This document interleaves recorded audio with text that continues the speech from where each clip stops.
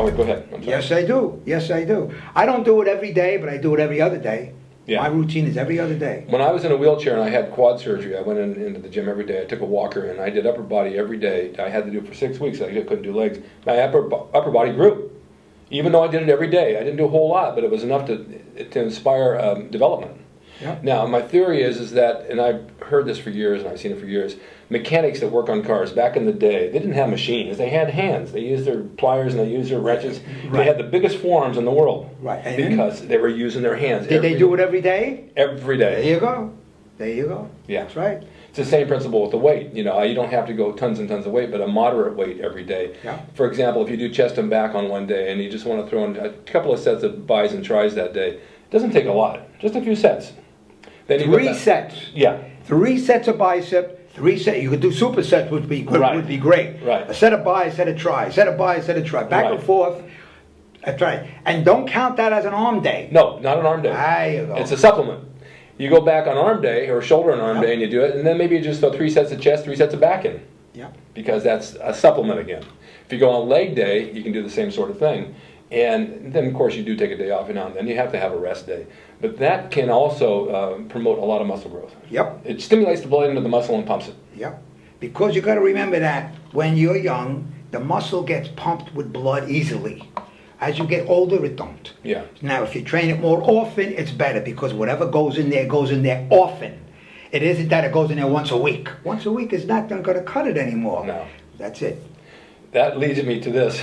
Leads me It's to- completely opposite thing. But when you're young and you have a lot of blood into the muscle and you're a sexually active guy at 16, you have no trouble getting a pump. Right. As you get older and things change, you have to have the Viagra and things to help you get that additional pump because blood's not going where you want it to go. Right. It's the same principle. Same thing. Same thing. That's right. And you've never heard that before, except on Rick's Corner. That's right. There you go. But it's a fact. It's definitely a fact. Yeah, yeah. And you know something though, the people out there, if they have an opinion, Yeah. they should write you. Absolutely. And let you know. That would Absolutely. be very good. And if it would be all right with Rick, I would answer if you'd want me to or Rick to. Yeah. You know, throw us your opinion on what you think what we're saying. It will be good feedback. Yeah. We'll take I would the like feedback. that idea. The other thing I tried once, and I asked my doctor about this, because Viagra and Cialis are vasodilators. They throw blood into your muscle. Right. That's why you're able to get an erection when you take it, but it throws it through the whole body. So I took some Cialis for a week, and I'd take it right before I went to the gym. And I got a tremendous pump. Sure. Because the blood was dilating into the muscle. That's right. And then I heard later on that people were trying that because it's helping them through their workouts. So that's another thing that might possibly work. I know it sounds strange, but I asked my doctor, and he said that is a fact. It definitely would help. Yep. What was the thing that what we used that made you itch? Oh, niacin. Niacin. There it is, the master. Niacin. Niacin wasn't made for bodybuilders. Bodybuilders took a little niacin before they went to the gym, and they'd Oh, it gives you like a rash. little itch. Made you break out a little bit, but it gave you a rush. Yeah. It gave you a rush of the pump. It made the blood flow for some reason. Nobody even knew how. Why?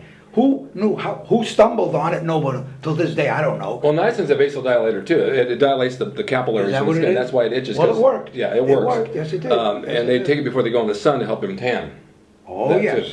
Oh yes. And niacin's cheap. You can buy it like for $5 a bottle. Any pharmacy has it. It's not a prescription drug. You know what else you told me years ago? You told me that antibiotics, when you take them, stay away from the sun. Yeah. Because you told me that you took them once and you went in the sun. Yeah. Because you were a sun worshiper for years. I was. And you know what? You got like a lobster. I did. Yeah. Yeah, antibiotics. Now, why? Why is because that? antibiotics make your skin photosensitive to the sun, and they say even if you go to a tanning bed, they'll have things you can't take when you lay in there, and one of them is antibiotics. Tetracycline was the one, Yeah. actually. Tetracycline that Yeah. people use for skin or maybe a slight infection or maybe a sinus infection. But it enhances the sun's rays on you and makes you burn. Yep. And it works. Yep. Yep. So, I mean, don't go do it. It's not really not necessary, but it definitely did that thing. Okay. I was going to try and get a hold of several of the guys from the 70s that I've been asked to many, many times, but there's not many around. You mean because they're not with us anymore? They're not or with they us. moved away? Well, they're not You have with to make us. yourself a little more, where are they? What do you mean where? Well, for example, they're not with us. Some aren't with us anymore. We know Okay, that for a okay. fact. Go ahead. I tried to get like Don Haworth. Donnie Holt. I tried to get Chet Yorton, who said he would come on. Chuck Faust said he would come, and he will, but he's out Charlie of town. Faust? Yeah. Yes. Now, the problem with some of them is they don't want to be seen anymore because they're not in the shape they were, and they feel a little bit bad about that. Yeah. Don Horwath I really want to get, and I heard that he will do it, but he's a little reluctant to talk. Chet said he would. He lives up by me. I just have to pin him down. Isn't Chester involved with something with a protein bar or something? I think he's involved with something. Oh, maybe. Yeah, I think so. Yeah. All right. But I had Boyer Coe on last week, and Boyer is 64 and in tremendous shape. Is he has a looking wonderful, good? yeah, wonderful attitude. Great, just a great guy. Great. But I would love to get Arnold. Yeah. So some don't want to get in front of the camera because so it all boils down to vanity. Yeah. Vanity, right? For example, Reg Lewis. Reg Lewis was in awesome shape. He was. I remember that name. Yeah. Oh yeah. I've entered a lot of Brooklyn Academy of Music. Reg Lewis, Mr. America. Oh yeah. Yeah, we entered it. Oh yeah, a lot of shows together. He played in a lot of films. He was married, or he had a girlfriend. She was in bodybuilding. Sherry. Sherry what? Lewis. That's yeah. right. Right. Remember? Well, I see Reg over at my shopping mall, and this guy was always had a tiny waist. He must be close to 280 pounds now, completely out of shape. We talk a lot, and he says, "I just don't want to be seen like this anymore." He just has a tremendous appetite. Yeah, and you know what though? He was honest with you. Yes, he was. Yeah, he was. At least he told you how he felt. He wasn't comfortable with a camera on him for people to look the way he looked. And and that's it. You have to understand it. No, I respect that. He just has a tremendous that. amount of knowledge about training, which I thought would be good. But so do you. And the training methods that we had back then, I think they're superior to the ones we have now. I see trainers in the gym, and they're training people for fitness, and they have them work with a ball. We never worked with a ball. We didn't have treadmills. We didn't have life cycles. We trained. And if we had any cardio at all, it was maybe a quick run on the beach, right? That's right. That's right. We didn't have the cardio that they have today. Right. We did not have, pardon my English, women in the gym. No. We go back before women. That's right. Think of that, guys, out there. It was a man's world. That's right. It was no women. Imagine that. Trying to do that today. Yeah. We'd all be in jail. Well, what I've said before, we had we had two women for sure. We had Debbie and the one with the big dog. We had Heidi. And Heidi. And then we had the tall with the rainbow hair and the big dog. What was her name? I don't know. Right. And I just remember that there was one dressing room and one shower. And I was up in the shower one day, and the one with the rainbow hair and the big dog came up there and turned around and said, "Would you mind handing me the soap?" And she was showering. And I said, "Okay." But no one thought about that back then. It wasn't a big deal. And Joe didn't really want women in the gym because it was all about men training. That's right. All his buddies. Well, yeah, and a lot of women weren't really hooked on guys with muscles. No. They weren't. They weren't hooked on guys with muscles. That did not, in plain English, turn them on. It didn't. Right. It didn't. They didn't. They thought the lumps and the bumps were just. No, we were considered freaks. Bodybuilders were freaks. They had a bad reputation in Santa Very Monica, bad. being one was a child molester, and so that gave bodybuilding a bad name. They weren't all like that, but there were some crazies because Wasn't it a cult? it was a cult. It was a cult, almost like Harley Davis at one time was strictly a cult. Well, it's no different than being a professional wrestler. When I started that, everybody thought I was nuts. Why would you pick a profession like that when you could be You something? think that wrestling had a great reputation? No. It did. It was mainly for guys that didn't really want to go to work and wanted to get in the ring and get banged around. Like a circus. Circus performance. But I picked it because it was creative, and my friends would say to me, "Why do you want to become a professional wrestler when you could stay here in Bakersfield and sell cars?" Oh, I have a choice of selling cars or being on a stage and traveling and seeing the world. No. I think I'll take wrestling. Right.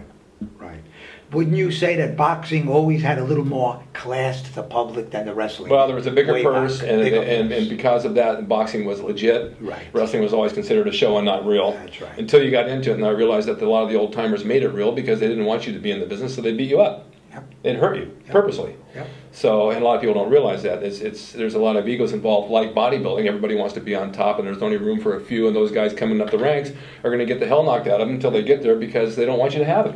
You know, another thing we should be a little proud of, when we did bodybuilding years ago, like we both agreed, it was sort of a cult. It was a close-knit family that got together and did this. Other sports didn't do it. If you were a baseball player or football player, wrestlers did it, but other sports didn't do it. Boxers didn't. They did other stuff. But all of a sudden now, if you look at all the sports out there, everybody does it. Yeah. The other sports do what we did to make their sport look better. Because baseball guys today all lift iron.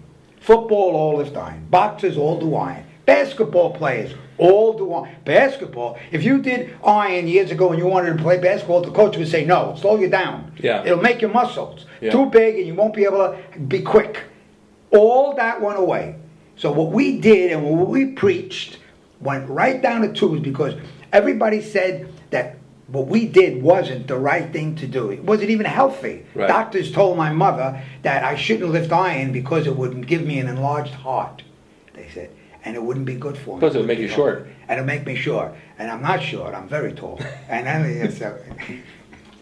but all of a sudden now I'm proud of this thing because now look what guys do. Everybody's lifting iron. Then it went to the women. They got hooked on it. Now look how many women lift iron. Yeah, everybody. Look at the women that touch iron. The thing is that it did go into sports and it went into baseball, and of course Barry Bonds had been on the carpet for taking steroids. Yes. And now they're taking him back to court because apparently he lied about taking steroids, which I think is the most ridiculous thing in the world to even talk about, because you have these earthquakes, you have world wars, you have the Middle East, and you have oil prices and gas prices, and they're worried about a man lying about taking steroids. Big deal. My God, let's solve the world's problems. Why make such a big deal over Why it, make such a big deal? Right. He All hurt over no the one. news. He did nothing. He hadn't hurt anybody. No. But look at the entertainment he did. Look what he did. Yeah. And did they ever think of that? Come on. Yeah. I just heard this on the news. And Maybe it's better the Babe Ruth era, where he was a skirt chaser, he was a womanizer, and he smoked cigars constantly and drank. Maybe that was better. Because he didn't take steroids. But look what the other things he did. Nobody says anything wrong. Nobody brought him up on charges for smoking. In fact, when we were training back there in the 70s, steroids were legal. They weren't illegal. We didn't have to. Right. It was easy to get. Yeah. Right. It wasn't until the government started saying, well, there's a lot of this floating around, we need to make money on it, let's Yes. make it illegal. Yep. We can get fines, we can get taxes, we can get all this kind of stuff, and that's what caused the whole thing. And the steroids back then weren't as plentiful as they were now. I mean, they were basic things, but the bodies were better.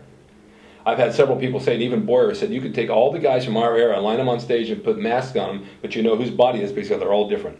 Right. They're clones. Today they're clones. They're clones. Just ahead to...